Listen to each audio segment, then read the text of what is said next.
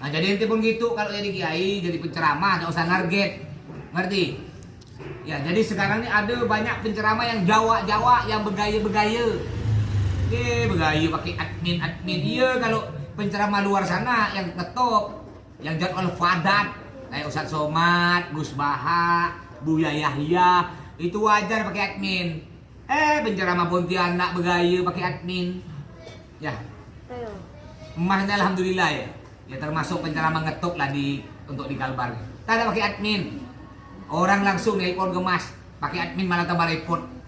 Ya nanti orang nelpon admin nelpon kita pun nelpon ke admin. Admin, Arsimin, ya Poniman Pusadin. Putar-putar situ ya. Ya. Jadi empat pesan nanti ente kalau mudah-mudahan semua jadi ustazah semua jadi penceramah ya. Amin. Nah, nanti ente pertama tak usah target. Kayak emak nih, ngundang emas pertama ndak usah ke rumah ndak apa-apa. Di WA pun emas datang. Tak perlu ke rumah. Yang pertama, yang kedua ndak usah dijemput. Emak bahkan emak paling tak suka dijemput. Ya, apa kasihan kalau orang jemput emas nih? Umpama emas ceramah di Singkawang, nanti orang dari Singkawang jemput ke sini 4 jam. Ngantar emas ke Singkawang 4 jam. Lalu balik lagi setelah ceramah ngantar lagi emas ke Pontianak 4 jam. Balik lagi ke Singkawang 4 jam. Bolak-balik 4 kali 4 berapa? 16 jam. Berapa bensinnya tuh? Makanya emas tak suka jemput-jemput, dia udah mau berangkat sendiri. Ya. Tak ada mobil pakai motor tak repot. Jadi tak usah jemput-jemput. Ada lagi orang nanya ke emas, Kiai, kalau Kiai biasa kalau ceramah makanannya apa? Ada. Karena ada beberapa ustadz yang suka tentukan kalau ceramah siapkan udang galak, siapkan asam pedas. Ya, macam-macam ya. Kalau Mas paling gampang. Ente kalau mengundang Mas ceramah, tak usah noleh. Yusuf. Nah, kalau mata Masnya ada 4. 2, 3, 4. Jadi Mas tahu. Yang belakang tuh siapa lewat tadi? Matanya 4. Tuh 2, 3, 4. Hebat tak? Nah, Yusuf noleh Mas tahu. Langsung nunduk dia. Jadi kalau ngundang mani makanan bebas.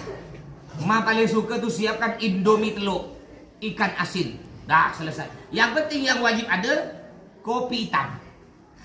Kopi hitam. Kopi susu Mas tak suka. Tak suka. Kopi hitam, kopi kampung tuh. Enggak repot ya.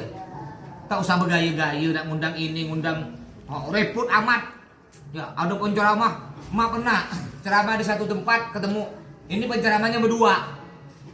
Pada waktu itu mak datang dulu, mak pakai motor jelek, punya Mas tuh Grand. Setelah dapat setengah jam, dia datang pakai mobil. Dia nanya Mas, Ustadz pakai apa tuh? Mas tunjuk motor Mas Grand. Hah? Terkejut dia. Benar lah Ustadz, itu motor Ustadz. Iya motor anak. Akhirnya dia nasihati Mas, dia menasihati Mas. Ustadz nih harus jaga wibawa. Biar orang tambah mulia kan, biar orang tambah hormat. Maksud ente, kalau Ustadz ceramah tuh harus pakai mobil. Ya, jadi ketika Ustadz turun dari mobil, orang tambah hormat. Kalau pakai motor jelek lagi orang mana hormat?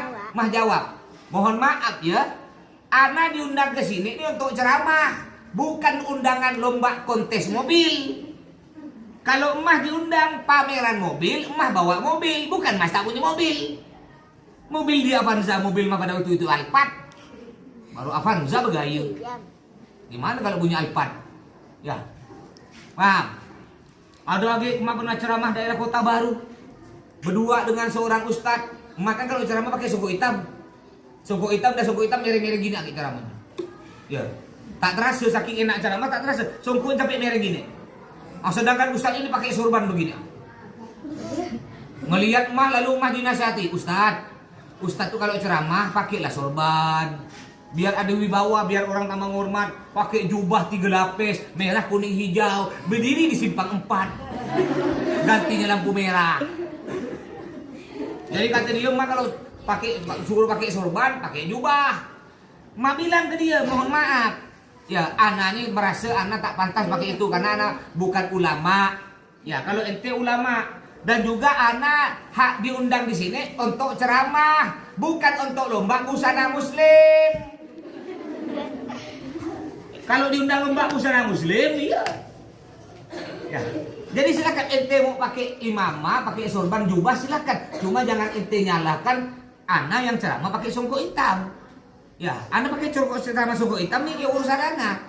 Yang penting kan isi ceramahnya. Tapi anak tak pernah nyalakan orang yang pakai sorban, bahkan bagus itu. Ente pantas, ente ulama. Anak merasa anak bukan ulama, belum pantas lah pakai sorban.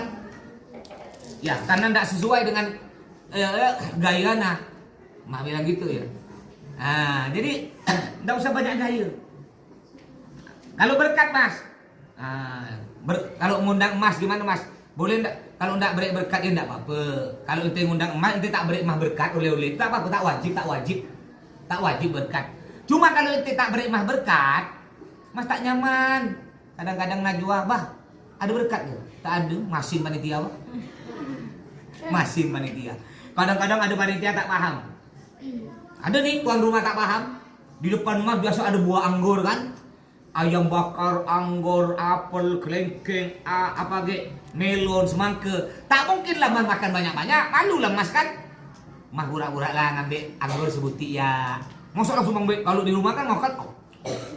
Masa depan orang makan gitu, pura-pura lah satu kan? Sebenarnya panitia paham. Tuan rumah sekali mah balik, alhamdulillah barokah kiai dimakan ramai-ramai. Kalau ente paham, boleh ente ambil sedikit, sisanya bungkuskan, masukkan ke mobil Pak Ustadz. Itu namanya berkat, bukan dimakan sendiri serumah. Dihabiskan Ustadz yang memakan anggur sebutik. Di depan Ustadz disimpan anggur segini, dimakan sebutik, masuk lagi dapur. Apa gak gunanya? Tidak. Jadi artinya tak usah bergaya-gaya lah jadi Ustadz. Jadi ngundang emas itu gampang. Tak usah ke rumah, cukup ditelepon, tak usah dijemput, datang sendiri. Amplop bebas, bere iya tak bere iya. Pokok ya bere, alhamdulillah ndak bere. Gurau aja. Cuma aku pesan kau panitia. Panitia tuan rumah. Kalau kau ngundang penceramah, kau pun harus paham. Ya. Kalau penceramahnya umpamanya pakai motor, ya sesuaikanlah. Kalau penceramahnya pakai mobil, sesuaikanlah. Kalau penceramahnya jauh, umpamanya Singkawang, sesuaikanlah kau beri. Masa diundang Singkawang diberi 200, bensinnya jak berapa? Mereka tuh memang tak target. Ya cuma kita sebagai panitia yang undang harus paham. Tapi ingat, para kawan-kawan penceramah, jangan target. Walaupun kau ceramah Singkawang diberi 100.000 kau tekor, bayar bensin tak apa-apa, diundang pergi lagi. Masih enak kita zaman kita nih dibandingkan Nabi Muhammad. Nabi Muhammad dulu berdakwah bukan disambut dengan hadrah, disambut dengan lemparan batu sampai pecah dahi beliau keluar darah, disambut dengan makian, dengan dihina-hina. Nabi Muhammad sakit dulu Nabi Muhammad dakwah. Sekarang enak dakwah Ustaz. Datang disambut dengan tola'al badru. Udah itu dikawal kena banser, dikawal kena FPI, kadang dikawal kena polisi. Ya, dikawal. Udah itu duduknya masih banyak orang bersalam berebut-rebut. Duduknya pun tempatnya khusus, ada bantal untuk nyandar kan? Kalau kiai kan makanannya pun mewah. Ya, udah itu ceramahnya pun enak, kipas angin 4 buti. Enggak ada yang lempar batu kayak Nabi Muhammad. Habis ceramah nanti makannya enak-enak. Habis makan ketika balik ada nempel. Hayya. Apa itu yang nempel? Ya. Enak, dapat berkat lagi. Ya, dibanding Nabi Muhammad dulu perjuangan beliau, dakwah beliau dilempar dengan batu. Jadi ustaz semua pesan kawan-kawan semua jadi penceramah.